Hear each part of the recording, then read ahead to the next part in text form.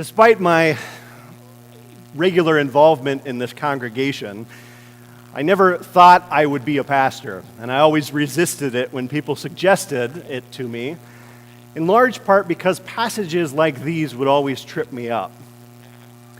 We know that the universe wasn't literally created in 7 days, and we know that voices don't come booming out of the sky. There are faithful and intelligent Christians who do choose to interpret these passages literally, but for me, I've found it helpful to not read the Bible as if it were a science textbook.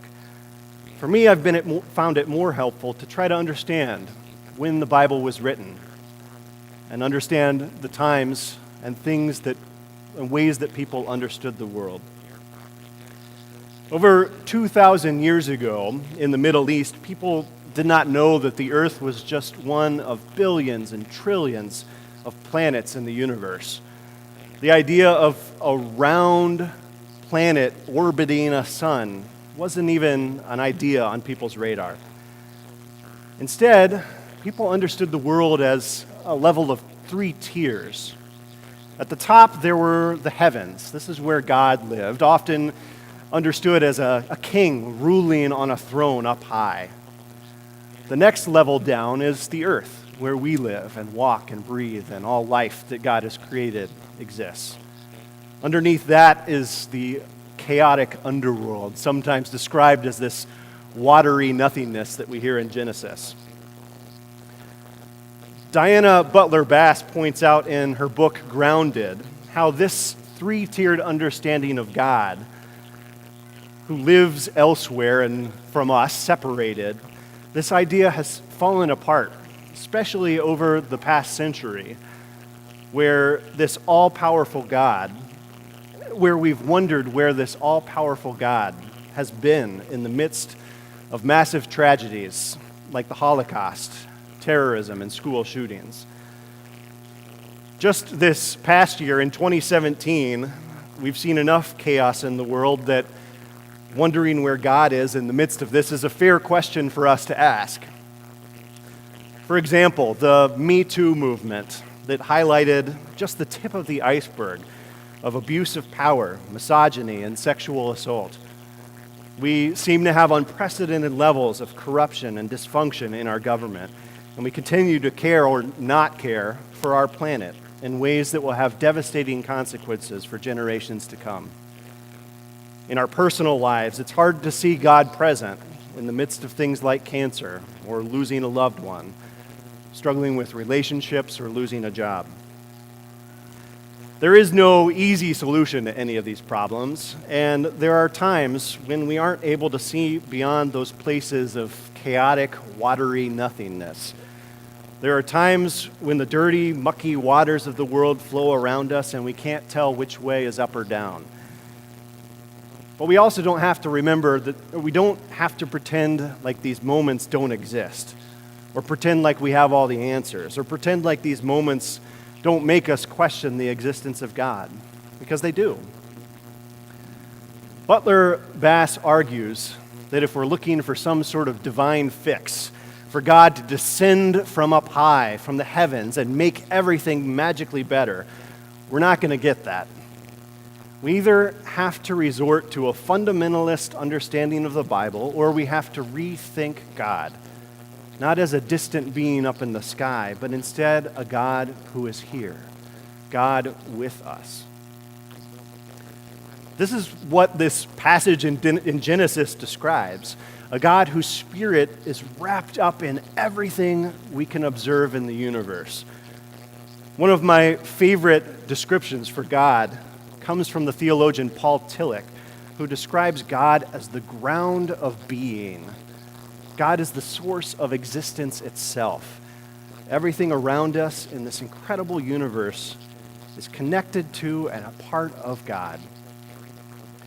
This is what we just celebrated at Christmas. Jesus is Emmanuel, literally God with us. The story of Jesus' baptism describes the tearing apart of the heavens, that thing that separates us from God, that's torn apart as God's Spirit comes down to be with us. That separation between the heavens and the earth, the idea that we are separated from God, that barrier is torn to shreds as God's love pours into the world. This is what we remember in our baptisms. We take this ordinary water and sprinkle it on our heads to remind us that God is present even in the most ordinary of things. Just as water is present everywhere and gives us life, the same is true of God. I have 2 children now. A lot has happened since I was last here. Son Quentin, who's 4, and a daughter Eliza, who's 3.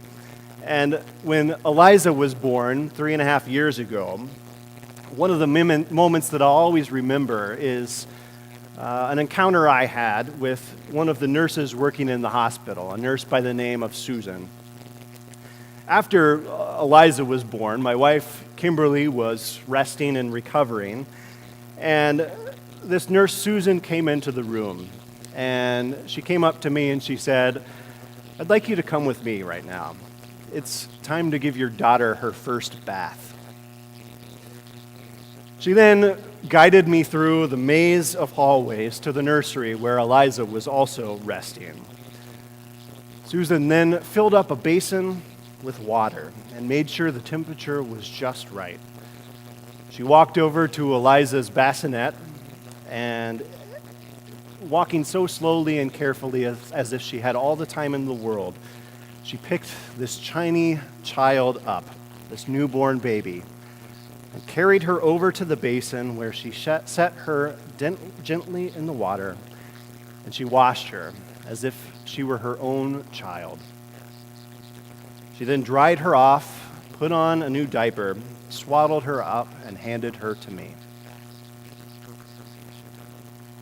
Susan retired just this past year after over 40 years as a pediatric nurse.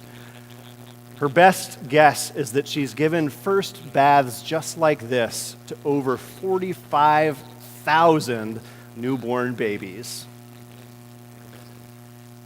Several articles have been written about her and this incredible number of baths that she has given. And in one article from the Chicago Tribune, she says this: "Whatever baby is born, to me, demonstrates perfection. Is that naive?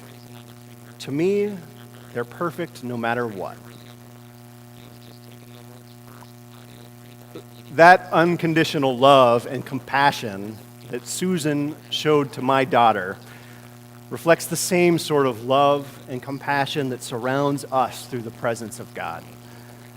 God's love holds us gently, pours over us, and wraps us up. God is with us from the moment we're born, before we even have a chance to respond. I said at the beginning that baptisms aren't about what we do, which is true. But as Betsy mentioned, we do make promises at each baptism. After we ask the questions of the parents, in the Presbyterian tradition, we turn to the congregation and we ask if everyone will guide and nurture the child through word, deed, love, prayer, and encouragement. It's a reminder that the Spirit of God is present here through the community that we have with one another and the love that we share with one another. I remember a lot of moments growing up here in the church, but by far the most profound impact on my life and faith came from the people here who lived out that baptismal promise. I had teachers who got up early on Sunday morning to try to teach a crazy group of 4th and 5th graders about what it means to follow God and live as Jesus. I had adults who willingly chose to hang out in the evening with middle schoolers and high schoolers, and they didn't treat me as a kid. They treated me as an adult with valuable ideas and thoughts about life and faith. I had congregation members here who mentored me and showed me through the way that they lived what being a Christian is all about. In each of these people, and in so many, I can't even name them all. I tried to create a list, and it was dozens and dozens of people.